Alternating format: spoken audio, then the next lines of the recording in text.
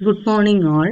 Today we are going to learn 9th Standard History Chapter 7 Keralam 8-ാം നൂറ്റാണ്ട് മുതൽ 18-ാം നൂറ്റാണ്ട് വരെ എന്ന് പറയുന്ന ചാപ്റ്ററിന്റെ ബാക്കി ഭാഗമാണ് നമ്മൾ ഇന്ന് ഡിസ്കസ് ചെയ്യാൻ പോകുന്നത്. അപ്പോൾ നമ്മൾ കഴിഞ്ഞ ക്ലാസ്സിൽ എന്തൊക്കെയാണ് കച്ചവട പരിഷ്കരണത്തെക്കുറിച്ചൊക്കെയാണ് ഡിസ്കസ് ചെയ്തത് അല്ലേ. ഇന്ന് നമ്മൾ മധ്യകാലഘട്ടത്തിലെ അതായത് കേരളത്തിലെ മധ്യകാല ടൈമില് സാമൂഹിക നിയന്ത്രണങ്ങൾ എങ്ങനെയായിരുന്നു എന്നാണ് നമ്മൾ ഇന്ന് നോക്കാൻ പോകുന്നത്. അതായത് മധ്യകാലത്തിലെ സാമൂഹിക ബന്ധങ്ങളെ നിയന്ത്രിക്കുന്നതിനായി നിരവധി നിയമങ്ങളും ചട്ടങ്ങളുമൊക്കെ അക്കാലത്ത് ഉണ്ടായിരുന്നു. അതുപോലെ പെരുമാൾ കാലത്ത് മൂഴിക്കുളം കച്ചം എന്ന ഒരു പെരുമാറ്റച്ചട്ടം നിലനിന്നിരുന്നു. അതുപോലെ അത് ബ്രാഹ്മണരും ക്ഷേത്രവും അടങ്ങുന്ന സമൂഹത്തിനാണ് പ്രധാനമായും ഈ ഒരു ചട്ടം ബാധകമായിരുന്നത്. നാട്ടുനടപ്പുകളായിരുന്നു പെരുമാൾ കാലത്തെ പൊതുസമൂഹത്തെ നിയന്ത്രിച്ചിരുന്നത്. പെരുമാൾ കാലത്തിനു ശേഷം കച്ചങ്ങൾ അപ്രത്യക്ഷമാവുകയും അതുപോലെ നാട്ടുനടപ്പുകളും നാട്ടാചാരങ്ങളും പ്രബലമാവുകയൊക്കെ ചെയ്തിരുന്നു. അതുപോലെ അതിനെ അറിയപ്പെട്ട പേരാണ് അവ കീഴ്മര്യാദ എന്ന പേരിലാണ് അറിയപ്പെട്ടത്. അപ്പോൾ ആദ്യം നമ്മൾ എന്താണ് പഠിച്ചത്? മൂഴിക്കുളം കച്ചം എന്ന് പറയുന്ന ഒരു സാമൂഹിക നിയന്ത്രണത്തിന് വേണ്ടി അവർ അക്കാലത്ത് കൊണ്ടുവന്ന ഒരു നിയമമാണ് ഏത്? മൂഴിക്കുളം കച്ചം എന്ന് ഓർത്തു വെക്കുക. അത് കഴിഞ്ഞിട്ട് ഏതാണ് വന്നത്? അത് അവസാനിച്ചതോടെ പിന്നെ വന്നതാണ് ഏത്? കീഴ്മര്യാദ എന്ന ചട്ടം വന്നത്. അപ്പോൾ മര്യാദകൾ ഏതൊക്കെയാണ് എന്ന് നമുക്ക് നോക്കാം. എന്താണ് മര്യാദകൾ എന്ന് നമുക്ക് നോക്കാം. അതായത് ഫസ്റ്റത്തെ എന്ന് പറയുന്നത് ദേശമര്യാദ, തൊഴിൽ മര്യാദ, സ്വരൂപ മര്യാദ, ശൂദ്ര മര്യാദ, അതുപോലെ തൊഴിൽ കൂട്ടങ്ങൾ പരസ്പരം പാലിച്ചിരുന്ന ജാതി മര്യാദ, ഇതൊക്കെയാണ് ഏത് മര്യാദകളിൽ ഉൾപ്പെടുത്തിയിരുന്നത്. ഇവിടെ കുറച്ച് സത്യപരീക്ഷകൾ എന്ന് പറഞ്ഞ് തന്നിട്ടുണ്ട്. അതായത് സത്യപരീക്ഷ എന്ന് പറയുന്നത് വിഷപരീക്ഷയുണ്ട്, ജലപരീക്ഷയുണ്ട്, അഗ്നിപരീക്ഷയുണ്ട്, തൂക്കുപരീക്ഷയുണ്ട്. അതായത് അക്കാലത്ത് നിന്നിരുന്ന അതായത് വിഷപ്പാമ്പിന്റെ കൂട്ടിൽ കുറ്റം ചെയ്ത ആളുടെ കൈ വെപ്പിക്കുന്നതാണ് എന്താണ്? അങ്ങനെ പാമ്പ് കടി ഏറ്റാൽ എന്ത് ചെയ്തു? എന്താണ് അതിനർത്ഥം എന്ന് പറഞ്ഞാൽ കുറ്റം ചെയ്തെന്ന് അവർ കണക്കാക്കുന്ന ഒരു റൂള് ഉണ്ടായിരുന്നു. അതുപോലെ തന്നെ ജലപരീക്ഷ എന്ന് പറയുന്നത് അതായത് മുതലയുടെ കുളത്തിൽ കുറ്റം ചെയ്ത ആളെ ഇറക്കുകയും മുതല പിടിച്ചാൽ കുറ്റം ചെയ്തു എന്നവർ വിശ്വസിച്ചിരുന്നു. അതാണ് ജലപരീക്ഷ. അഗ്നിപരീക്ഷ എന്ന് പറയുന്നത് തിളച്ച എണ്ണയിലോ നെയ്യിലോ കുറ്റം ചെയ്ത ആളിന്റെ കൈവിരൽ എന്ത് ചെയ്യും? മുക്കും. വിരൽ പൊള്ളിയാൽ കുറ്റം ചെയ്തിട്ടുണ്ട് എന്ന് കണക്കാക്കും. അപ്പോൾ ശുചീന്ദ്രം കൈമുക്ക് എന്ന് പറയുന്ന അക്കാലത്തെ അറിയപ്പെട്ട അഗ്നിപരീക്ഷ കേന്ദ്രമായിരുന്നു എന്നാണ് നിഗമനങ്ങളിൽ ഉള്ളത്. ഓക്കെ, അടുത്തത് തൂക്കു പരീക്ഷ എന്ന് പറയുന്നത് കുറ്റം ചെയ്ത ആളെ ആദ്യം ത്രാസിൽ ഇരുത്തി തൂക്കിയ ശേഷം അയാൾ എന്ത് ചെയ്ത കുറ്റങ്ങൾ എഴുതിയ താളിയോല ദേഹത്തു ചേർത്ത് വെച്ച് വീണ്ടും തൂക്കും. തൂക്കം ആദ്യത്തേനേക്കാൾ കൂടുതലായാൽ ശിക്ഷ എന്ത് ചെയ്യും? ശിക്ഷ അവർക്ക് ലഭിക്കും. ഇതൊക്കെയായിരുന്നു അക്കാലത്ത് ചെയ്തിരുന്ന സത്യപരീക്ഷകൾ എന്ന് പറയുന്നത്. ഇങ്ങനെയാണ് അവർ കുറ്റം ചെയ്തവരെ ശിക്ഷിച്ചിരുന്ന മാർഗങ്ങൾ എന്ന് പറയുന്നത് ഇതൊക്കെയായിരുന്നു. അപ്പോൾ മര്യാദകൾ ഏതൊക്കെയാണ്? ദേശമര്യാദ, തൊഴിൽ മര്യാദ, സ്വരൂപ മര്യാദ, അതുപോലെ ശൂദ്ര മര്യാദ, അതുപോലെ ജാതി മര്യാദ, ഇങ്ങനെയൊക്കെയാണ് തിരിച്ചിരുന്നത്. അതുപോലെ ഈ മര്യാദകൾ എന്ത് ചെയ്തിട്ടില്ല? ഉണ്ടായിട്ടില്ല.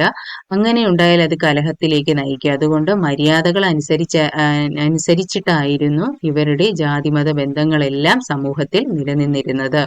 ഓക്കെ, ഇതുകൂടാതെ ഈ നാടുവാഴികളുടെ ഭരിച്ച കാലത്ത് കുറ്റം ചെയ്തവരെ ശിക്ഷിക്കുന്നതിനായി അതാണ് നമ്മൾ പഠിച്ചത് വിഷപരീക്ഷ, ജലപരീക്ഷ, തൂക്കുപരീക്ഷ തുടങ്ങിയ പരീക്ഷകളും നിലനിന്നിരുന്നു. അപ്പോൾ ഇതിൽ തൂക്കുപരീക്ഷ ബ്രാഹ്മണരടക്കമുള്ള മേലാളന്മാർക്കാണ് നടത്തിയിരുന്നത്. അപ്പോൾ തൂക്കുപരീക്ഷ നടത്തിയിരുന്നത് ആർക്കാണ്? ബ്രാഹ്മണർക്കൊക്കെ ചേർത്താണ് തൂക്കുപരീക്ഷ നടത്തിയിരുന്നത്. അതുപോലെ മറ്റു പരീക്ഷകൾ അവർണഗണത്തിൽപ്പെട്ട ജാതി സമൂഹത്തിന് മൊത്തത്തിൽ, അതായത് അവർണരും സവർണരും ഉണ്ടായിരുന്നു അല്ലെ. അപ്പോൾ അങ്ങനെയുള്ളവർക്കായിരുന്നു ഈ ബാക്കിയുള്ള റൂളുകൾ ബാധകമായിട്ടുള്ളത്. പിന്നെ ഇവർക്ക് എല്ലാവർക്കും തുല്യ നീതിയൊന്നും അല്ലായിരുന്നു മധ്യകാലത്ത് ഉണ്ടായിരുന്നത്. സവർണനും അവർണനും നൽകിയിരുന്ന ശിക്ഷകളിൽ ഏറ്റക്കുറച്ചിലുകളൊക്കെ ഉണ്ടായിരുന്നു എന്ന് ഓർത്തു വെക്കുക. അപ്പോൾ അതുപോലെ തന്നെ 19-ാം നൂറ്റാണ്ടോടെയാണ് ഏത് നിയമം വന്നത്? ഏകീകൃത നിയമങ്ങൾ വന്നത് 19-ാം നൂറ്റാണ്ടിലാണ്. അപ്പോൾ അടുത്ത് നമ്മൾ ഡിസ്കസ് ചെയ്യാൻ പോകുന്നത് കാന്തളൂർ ശാല, അതായത് മധ്യകാല കേരളത്തിലെ വേദ പഠന കേന്ദ്രങ്ങൾ ശാലകൾ എന്ന പേരിലാണ് അറിയപ്പെട്ടിരുന്നത്. അവയിൽ പ്രധാനപ്പെട്ടതായിരുന്നു നമ്മുടെ കാന്തളൂർ ശാല. അതായത് നന്ദടക്കൻ എന്ന ആയി രാജാവിന്റെ കാലത്താണ് കാന്തളൂർ ശാല നിലവിൽ വന്നത്. അതായത് വേദങ്ങൾക്ക് പുറമെ ഭാഷ, വ്യാകരണം, തത്വചിന്ത, നിയമം, ശാസ്ത്രം, ആയുധവിദ്യ എന്നിവയായിരുന്നു ഈ ശാലകളിലെ പഠന വിഷയങ്ങൾ. അതുപോലെ പർത്തിവപുരം ശാല, തിരുവല്ലശാല, മൂഴിക്കുളം ശാല എന്നിവയായിരുന്നു മധ്യകാല കേരളത്തിന്റെ മറ്റു പ്രധാന ശാലകൾ എന്ന് ഓർത്തു വെക്കുക. അപ്പോൾ കാന്തളൂർ ശാല എന്ന് പറയുന്നത് എന്താണ്? വേദപഠന കേന്ദ്രങ്ങളെ ആണ് ശാലകൾ എന്നറിയപ്പെട്ടിരുന്നത്. അതിൽ പ്രധാനപ്പെട്ടതായിരുന്നു, അതായത് മധ്യകാലത്തില് കേരളത്തിലെ ഏറ്റവും പ്രധാനപ്പെട്ട ശാല ഏതെന്ന് ചോദിച്ചാൽ ഏതാണ്? കാന്തളൂർ ശാലയാണ്. ഇവിടെ എന്തിനാണ് പ്രാധാന്യം കൊടുത്തിരുന്നതെന്ന് ചോദിച്ചാൽ എന്താണ്? ഭാഷ, വ്യാകരണം, തത്വചിന്ത, നിയമം, ശാസ്ത്രം, ആയുധവിദ്യ എന്നിവയായിരുന്നു ഈ ശാലകളിലെ പഠന വിഷയങ്ങൾ. അതുപോലെ തന്നെ ഏത് രാജാവിന്റെ കാലത്താണ്? ആയി രാജാവിന്റെ കാലത്താണ് നമ്മുടെ കാന്തളൂർ ശാല നിലവിൽ വന്നതെന്ന് ഓർത്തു വെക്കുക. ഇത് കൂടാതെ ഉള്ള 2 ശാലകളാണ് ഏതൊക്കെയാണ്? പർത്തിവപുരം ശാല, തിരുവല്ലശാല, മൂഴിക്കുളം ശാല എന്നിവയും മധ്യകാല കേരളത്തിലെ പ്രധാന ശാലകളായിരുന്നു എന്ന് ഓർത്തു വെക്കുക. അതുപോലെ തന്നെ ഈ ഒരു കാലഘട്ടത്തിൽ, അതായത് മധ്യകാലത്തിൽ കേരളത്തിൽ ഉണ്ടായ മാറ്റങ്ങളാണ് നമ്മൾ ചർച്ച ചെയ്യുന്നത്. അപ്പോൾ ആ ഒരു മാറ്റം എന്തിലൊക്കെ ഉണ്ടായി? നമ്മുടെ സാഹിത്യത്തിലും ഭാഷയിലും കലയിലും ശാസ്ത്രത്തിലും വളരെയധികം മാറ്റങ്ങളാണ് ഉണ്ടാക്കിയിട്ടുള്ളത് എന്നാണ് ഇതിൽ സൂചിപ്പിക്കുന്നത്. അപ്പോൾ അതായത് പ്രാചീന കാലത്ത് കേരളം തമിഴകത്തിന്റെ ഭാഗമായിരുന്നു എന്ന് നമ്മൾ പഠിച്ചു അല്ലെ. അപ്പോൾ തമിഴിന്റെ സ്വാധീനം പ്രകടമായതും സംസ്കൃതം കലർന്നതുമായ രൂപമായിരുന്നു മധ്യകാലത്തിലെ മലയാള ഭാഷയ്ക്ക് ഉണ്ടായിരുന്നത്. അപ്പൊ സംസ്കൃതം കലർന്ന രൂപമായിരുന്നു മലയാള ഭാഷയ്ക്ക് ഉണ്ടായിരുന്നത്. ഏത് കാലത്ത്? മധ്യകാലത്ത്. 9-ാം നൂറ്റാണ്ട് മുതൽ വട്ടെഴുത്തിലെത്തിയ ലിഖിതങ്ങളിലാണ് ഈ രീതിയിലുള്ള മലയാള ഭാഷ കാണുന്നത്. നമ്മൾ ഇന്നലെ പഠിച്ചിട്ടുണ്ടായിരുന്നു വട്ടെഴുത്തിനെ പറ്റി അല്ലെ. അപ്പൊ തരിസാപ്പള്ളി ലിഖിതമൊക്കെ നമ്മൾ പഠിച്ചിട്ടുണ്ടായിരുന്നു. അപ്പൊ ആ ഒരു ലിഖിതം വെച്ചിട്ടാണ് മലയാള ഭാഷ അന്ന് കണക്കാക്കിയിരുന്നത്. അപ്പോൾ തരിസാപ്പള്ളി, അതുപോലെ തന്നെ തിരുനെല്ലി ലിഖിതങ്ങൾ ഒക്കെ ഇതിന് വട്ടെഴുത്തിന്റെ ലിപികളിൽ ഉദാഹരണമാണ്. ഓക്കെ. അതുപോലെ തന്നെ 12-ാം നൂറ്റാണ്ട് വരെയുള്ള ലിഖിതങ്ങളിൽ ഈ രൂപത്തിലുള്ള എഴുത്തുകൾ കാണാം. അതിനുശേഷമുള്ള എഴുത്തുകളിൽ മലയാളത്തിന്റെ സ്വാധീനം എന്ത് ചെയ്തു? കൂടിക്കൂടി വരികയുണ്ടായി. 12-ാം നൂറ്റാണ്ടിൽ രചിക്കപ്പെട്ട ഏതാണ്? രാമചരിതം. ഏതാണ്? രാമചരിതം മലയാളത്തിലെ ആദ്യ കൃതിയാണ്. അതായത് 12-ാം നൂറ്റാണ്ടിൽ രചിക്കപ്പെട്ട കേരളത്തിലെ ആദ്യത്തെ മലയാള കൃതി ഏത് എന്ന് ചോദിച്ചാൽ ഏതാണ്? രാമചരിതമാണ്. ഓർത്തു വെക്കുക. 14-ാം നൂറ്റാണ്ടോടെ ഏത് വന്നു? മണിപ്രവാള സാഹിത്യ കൃതികൾ രചിക്കപ്പെട്ടു. അക്കാലത്തെ പ്രധാന മണിപ്രവാള കൃതികൾ താഴെ പറയുന്നു. അപ്പോൾ ഏതൊക്കെയാണ് മണിപ്രവാള കൃതികൾ എന്ന് നോക്കി വെക്കുക. അത് ഇമ്പോർട്ടന്റ് ആണ്. അതായത് ഒന്ന് ഉണ്ണിനീലി സന്ദേശം, അതുപോലെ ഉണ്ണി അച്ചി ചരിതം, ചന്ദ്രോത്സവം, അനന്തപുര വർണ്ണനം, വൈശിക തന്ത്രം. ഇതൊക്കെയാണ് ഏത്? മണിപ്രവാള സാഹിത്യ കൃതികൾ എന്ന് അറിയപ്പെടുന്നത്. എന്താണ് മണിപ്രവാളം എന്ന് നമുക്ക് നോക്കാം. അതായത് സംസ്കൃതം ഇടകലർത്തി മലയാളത്തിൽ രചിച്ച സാഹിത്യ കൃതികളെ ആണ് മണിപ്രവാളം എന്നറിയപ്പെട്ടത്. അപ്പൊ എന്താണ്? സംസ്കൃതം ഇടകലർത്തി മലയാളത്തിൽ രചിച്ച സാഹിത്യ കൃതികളെ ആണ് മണിപ്രവാളം എന്ന് അറിയപ്പെടുന്നത്. മണിപ്രവാളത്തിൽ സന്ദേശ കാവ്യങ്ങളും ചമ്പൂ കാവ്യങ്ങൾ, അതായത് ഗദ്യവും പദ്യവും ചേർന്ന കാവ്യങ്ങളാണ് രചിക്കപ്പെട്ടത്. അതില് ഗദ്യവും കാണും പദ്യവും കാണും. അതായത് പദ്യത്തിന്റെ വിവരണം ഗദ്യമായിട്ട് താഴെ കൊടുത്തിരിക്കും. അങ്ങനെയുള്ള കാവ്യങ്ങളെയാണ് എന്തെന്നറിയപ്പെട്ടത്? മണിപ്രവാളം എന്ന് അറിയപ്പെട്ടത്. അപ്പോ ഏത് 14-ാം നൂറ്റാണ്ടോടെ വന്ന മണിപ്രവാള കൃതികൾ ഏതൊക്കെയാണ്? ഉണ്ണിനീലി സന്ദേശം, ഉണ്ണിയച്ചി ചരിതം, ചന്ദ്രോത്സവം, അനന്തപുര വർണ്ണനം, വൈശിക തന്ത്രം. ആദ്യത്തെ, അതായത് 12-ാം നൂറ്റാണ്ടിൽ രചിക്കപ്പെട്ട മലയാളത്തിലെ ആദ്യത്തെ കൃതി ഏതെന്ന് ചോദിച്ചാൽ ഏതാണ്? രാമചരിതമാണ് എന്ന് ഓർത്തുവെക്കുക. അപ്പോൾ അതുപോലെ തന്നെ 15-ാം നൂറ്റാണ്ടിലെ നിരണം കവികളിൽപ്പെട്ട രാമപ്പണിക്കർ അഥവാ കണ്ണശൻ മലയാളത്തിൽ എഴുതിയപ്പോൾ അന്നത്തെ ആരായിരുന്നു? നിരണം കവികളിൽപ്പെട്ട രാമപ്പണിക്കർ അഥവാ കണ്ണശൻ മലയാളത്തിൽ എഴുതിയ രാമായണം, ഭാഗവതം, ശിവരാത്രി മാഹാത്മ്യം എന്നീ കൃതികളും മലയാള ഭാഷയുടെ വളർച്ചയിൽ പ്രധാനപ്പെട്ടതാണ്. അപ്പോൾ രാമപ്പണിക്കറാണ് ആദ്യമായിട്ട് മലയാളത്തിൽ എഴുതിയത്. ഏത്? രാമായണം എഴുതിയിട്ടുണ്ടായിരുന്നു. അതുപോലെ ഭാഗവതം എഴുതി, ശിവരാത്രി മാഹാത്മ്യം എന്നീ കൃതികളും മലയാള ഭാഷയുടെ വളർച്ചയിൽ പ്രധാനപ്പെട്ടതാണ്. പിന്നെ അക്കാലത്തെ മലയാളത്തിൽ രചിക്കപ്പെട്ട മറ്റൊരു കൃതിയാണ് നമ്മുടെ ചെറുശ്ശേരി എഴുതിയ കൃഷ്ണഗാഥ എന്നറിയപ്പെടുന്ന കൃതി. ആരാണ്? അപ്പൊ കൃഷ്ണഗാഥ എഴുതിയത് ആരാണ് എന്ന് ചിലപ്പോൾ ക്വസ്റ്റ്യൻ ചോദിക്കും. ആരാണ് കൃഷ്ണഗാഥ എഴുതിയത്? നമ്മുടെ ചെറുശ്ശേരിയാണ്. അദ്ദേഹവും അക്കാലത്ത് മലയാളത്തിൽ രചിക്കപ്പെട്ട മറ്റൊരു കൃതിയും അദ്ദേഹം അക്കാലത്തെ ഒരു കവിയും കൂടി ആയിരുന്നു എന്ന് ഓർത്തുവെക്കുക. അതുപോലെ തന്നെ മധ്യകാല ഇന്ത്യയിലെ ഭക്തി പ്രസ്ഥാനത്തെക്കുറിച്ച് നമ്മൾ മുൻപുള്ള ചാപ്റ്ററിലൊക്കെ പഠിച്ചിട്ടുണ്ടായിരുന്നു. അതുപോലെ 17-ാം നൂറ്റാണ്ടിൽ പൂന്താനം നമ്പൂതിരി രചിച്ച ജ്ഞാനപ്പാന, ശ്രീകൃഷ്ണ കർണാമൃതം, തുഞ്ചത്ത് രാമാനുജൻ എഴുത്തച്ഛന്റെ ആധ്യാത്മ രാമായണം കിളിപ്പാട്ട്, മഹാഭാരതം കിളിപ്പാട്ട് തുടങ്ങിയവ അക്കാലത്തെ ഭക്തി സാഹിത്യ കൃതികളാണ്. അപ്പോൾ മധ്യകാലഘട്ടത്തിലെ അല്ല എങ്കിൽ ഇങ്ങനെ ഒരു ക്വസ്റ്റ്യൻ ചോദിക്കാം. 17-ാം നൂറ്റാണ്ടിൽ പൂന്താനം നമ്പൂതിരി രചിച്ച കൃതികൾ ഏതൊക്കെയാണെന്ന് ചോദിച്ചാൽ ഏതാണ്? തുഞ്ചത്ത് രാമാനുജൻ എഴുത്തച്ഛന്റെ ഏതാണ്? ആധ്യാത്മ രാമായണം കിളിപ്പാട്ട്, അതുപോലെ തന്നെ മഹാഭാരതം കിളിപ്പാട്ട്. ഇത് ഓർത്തുവെക്കുക. ഇതൊക്കെ ക്വസ്റ്റ്യൻ ചോദിച്ച് കണ്ടിട്ടുണ്ട്. പൂന്താനം നമ്പൂതിരി എഴുതിയത് ഏതാണ്? ജ്ഞാനപ്പാന. ഏതാണ്? ജ്ഞാനപ്പാനയും അതുപോലെ തന്നെ ശ്രീകൃഷ്ണ കർണാമൃതം എഴുതിയത്. കർണാമൃതം എന്ന് പറയുന്ന കവിതയും ആരെഴുതി? നമ്മുടെ പൂന്താനം നമ്പൂതിരി രചിച്ച 2 കവിതകളാണ് ജ്ഞാനപ്പാനയും ശ്രീകൃഷ്ണ കർണാമൃതവും. അടുത്തത് അപ്പോൾ തുഞ്ചത്ത് രാമാനുജൻ എഴുത്തച്ഛന്റെ ഏതൊക്കെയാണ്? ആധ്യാത്മ രാമായണം കിളിപ്പാട്ടും മഹാഭാരതം കിളിപ്പാട്ടുമാണ്. അത് ഓർത്തു വെക്കുക. പിന്നെ നമ്മുടെ കുഞ്ചൻ നമ്പ്യാർ, നമുക്കറിയാമല്ലോ തുള്ളൽ പ്രസ്ഥാനം കൊണ്ടുവന്നത് ആരാണ്? നമ്മുടെ കുഞ്ചൻ നമ്പ്യാരാണ്. കുഞ്ചൻ നമ്പ്യാരും അതുപോലെ തന്നെ നമ്മുടെ രാമപുരത്ത് വാര്യരും ഇതെല്ലാം നമ്മൾ പഠിച്ചിട്ടുള്ളതാണ്. PSCക്ക് പ്രിപ്പയർ ചെയ്യുന്ന എല്ലാവരും ഇതൊക്കെ പഠിച്ചിട്ടുണ്ടായിരിക്കും. അപ്പോൾ 18-ാം നൂറ്റാണ്ടിലെ കവികൾ വേറെ 2 പേരായിരുന്നു, കുഞ്ചൻ നമ്പ്യാരും അതുപോലെ രാമപുരത്ത് വാര്യരും. അപ്പൊ കുഞ്ചൻ നമ്പ്യാരുടെ എന്താണ്? തുള്ളൽ പാട്ടാണ്. കുഞ്ചൻ നമ്പ്യാരുടെ പ്രസ്ഥാനം എന്ന് പറയുന്നത് ഏതാണ്? തുള്ളൽ പാട്ട് പ്രസ്ഥാനമാണ്. രാമപുരത്ത് വാര്യരുടെ ഏതാണ്? കുചേലവൃത്തം വഞ്ചിപ്പാട്ട്. ഏതാണ്? കുചേലവൃത്തം വഞ്ചിപ്പാട്ടും മലയാള ഭാഷയുടെയും സാഹിത്യത്തിന്റെയും വളർച്ചയിൽ വലിയ ഒരു പങ്ക് വഹിച്ചിട്ടുണ്ട്. ഇനി ഇതുപോലെ തന്നെ വടക്കൻ പാട്ട്, തെക്കൻ പാട്ട് എന്ന് പറയുന്ന വായ്മൊഴി പാട്ടുകൾ. അപ്പോൾ വടക്കൻ പാട്ട്, തെക്കൻ പാട്ട് എന്നൊക്കെ പറയുന്ന എന്താണ്? വായ്മൊഴി പാട്ടുകളും ഇക്കാലത്ത് പ്രചരിച്ചു.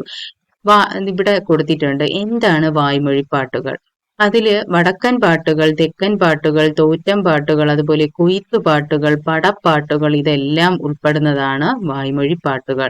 അതായത് വടക്കൻ പാട്ടുകൾ എന്ന് പറയുന്നത് എന്താണ്? പോർ വീരന്മാരെ പ്രകീർത്തിക്കുന്ന പാട്ടുകളെയാണ് വടക്കൻ പാട്ടുകൾ എന്ന് പറയുന്നത്. അതായത് നമുക്കറിയാം നമ്മുടെ ഈ വടക്കൻ പാട്ടുകളിൽ തച്ചോളി ഉദയനനെ കുറിച്ചും പോർവീരനെ പുകഴ്ത്തുന്ന തച്ചോളിപ്പാട്ട്, ആരോമൽ ചേകവരെ പുകഴ്ത്തുന്ന പുത്തൂരം പാട്ടൊക്കെ നമ്മൾ കേട്ടിട്ടുണ്ട് അല്ലേ? അപ്പൊ അതാണ് വടക്കൻ പാട്ടുകൾ എന്ന് പറയുന്നത്. തെക്കൻ പാട്ടുകൾ എന്ന് പറയുമ്പോൾ എന്താണ്? ദേശചരിത്രം, വിവാഹം, ദേവതാ സങ്കല്പങ്ങൾ, പോർവീരരുടെ പ്രകീർത്തനങ്ങൾ, യക്ഷികൾ തുടങ്ങി നിരവധി വിഷയങ്ങൾ തെക്കൻ പാട്ടുകളിൽ ഉൾപ്പെടുന്നു.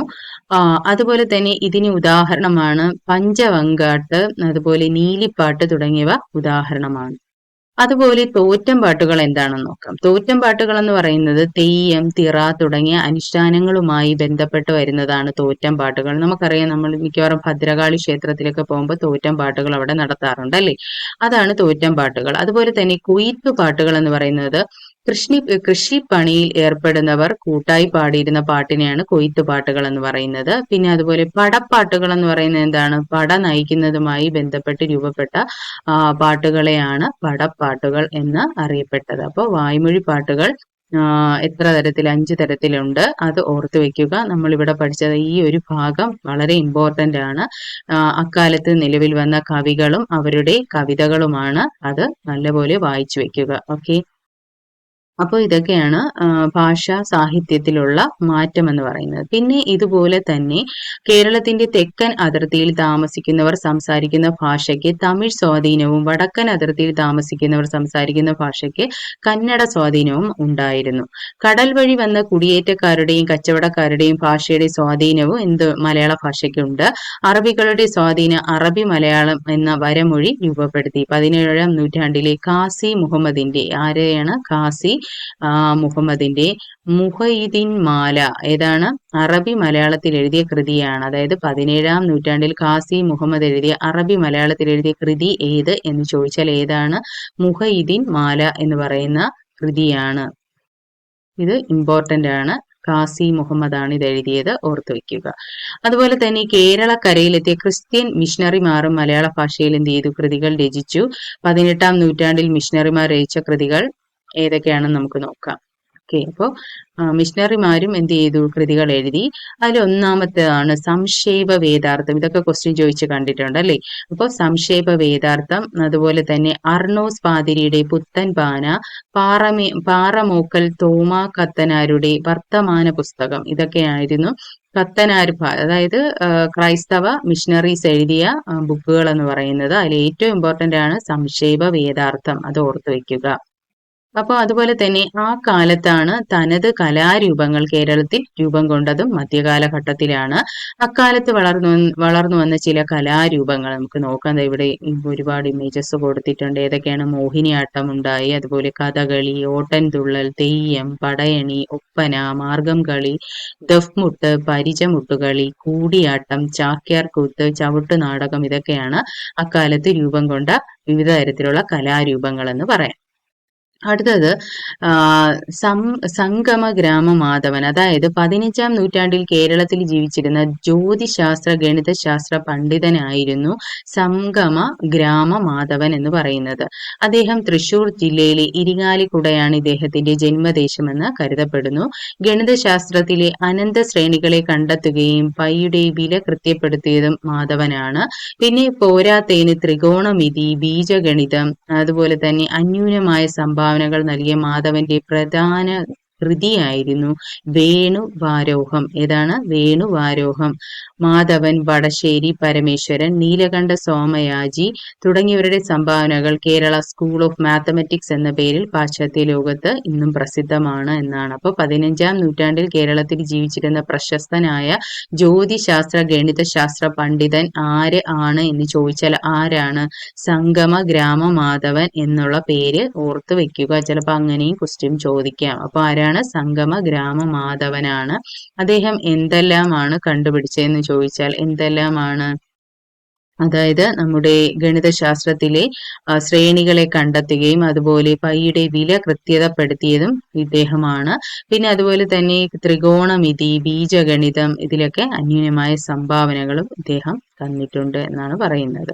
ഓക്കെ, അതുപോലെ ഇത് കൂടാതെ തന്നെ ആയുർവേദം, ഗണിതശാസ്ത്രം, ജ്യോതിശാസ്ത്രം, വാസ്തുശാസ്ത്രം തുടങ്ങിയ മേഖലകളിലും മധ്യകാലത്ത് ഒരുപാട് പുരോഗതി കൈവരിക്കുകയുണ്ടായി. ഗണിതത്തിലും ജ്യോതിശാസ്ത്രത്തിലും ആഴത്തിലുള്ള നിരീക്ഷണ പരീക്ഷണങ്ങളൊക്കെ നടന്നുകൊണ്ടേയിരുന്നു.